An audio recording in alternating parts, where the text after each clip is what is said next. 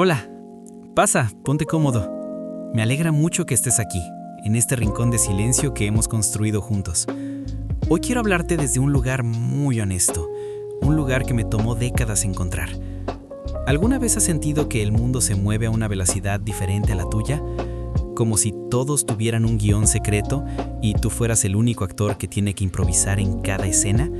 Durante gran parte de mi vida viví convencido de que mi problema tenía un nombre simple: timidez. En la adolescencia, esa timidez era mi sombra. Recuerdo los pasillos de la escuela como un campo minado. El ruido, las risas, las conversaciones cruzadas, todo me golpeaba con una intensidad que no sabía explicar. Me sentía atrapado dentro de mi propia piel, observando la vida a través de un cristal grueso. Pensaba que si me esforzaba lo suficiente, si practicaba frente al espejo, ese cristal eventualmente se rompería y yo sería normal. Con el tiempo, la timidez fue cediendo. Aprendí a saludar, a mantener contacto visual aunque me quemara un poco por dentro, a participar en las reuniones de trabajo. Me convencí de que lo estaba logrando. Pero había algo que no cambiaba, algo mucho más profundo: mi introversión. Descubrí que ser introvertido no era una fase, era mi esencia.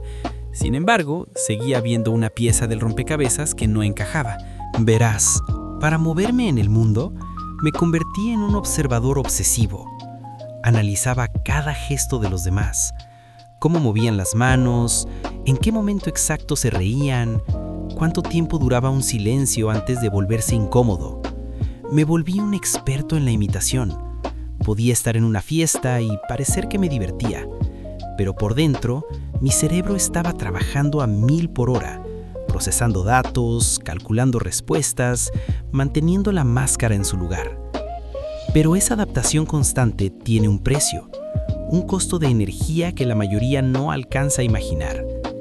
Al llegar a casa, el silencio no era un lujo, era una necesidad de supervivencia. Me sentía como una batería que se agota en minutos mientras los demás parecen estar conectados directamente a la red eléctrica. Ese agotamiento no era cansancio físico, era un apagón sensorial, un vacío que me hacía preguntarme: ¿por qué a mí me cuesta tanto lo que para otros es automático? Fue hace no mucho tiempo que, buscando respuestas a ese cansancio crónico del alma, apareció una palabra que iluminó los rincones más oscuros de mi pasado: autismo. Escuchar esa palabra, ya siendo un adulto, no fue un golpe, fue un abrazo. Fue como si, después de caminar 30 años por un desierto sin mapa, alguien me entregara las coordenadas exactas de donde estaba parado. No estaba roto, no era defectuoso, simplemente mi sistema operativo es diferente. Entendí que mi necesidad de observar no era solo miedo social, era mi forma neurodivergente de procesar un entorno que no está diseñado para personas como yo. Entendí que mi hipersensibilidad a los ruidos o a las texturas no era una maña, sino una realidad biológica. Y sobre todo, entendí que el agotamiento que sentía tenía un nombre: masking o camuflaje social. Había pasado toda mi vida usando una máscara tan pesada que me había olvidado de cómo respirar sin ella. Hoy, miro a ese niño tímido que fui con mucha más compasión. Me gustaría viajar en el tiempo, sentarme a su lado en ese pasillo ruidoso y decirle: no tienes que esforzarte tanto por encajar. El mundo es el que es ruidoso, no tú el que está mal.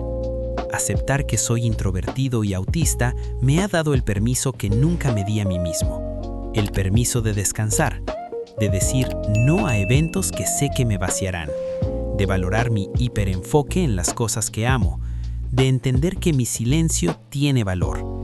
Si te sientes identificado, si sientes que vives observando la vida desde afuera, quiero que sepas que no estás solo. Tal vez tú también estés cansado de actuar, y quiero decirte que está bien bajar el telón. Está bien ser quien eres, con tu propio ritmo, con tu propia batería y con tu propia forma de procesar este mundo tan caótico.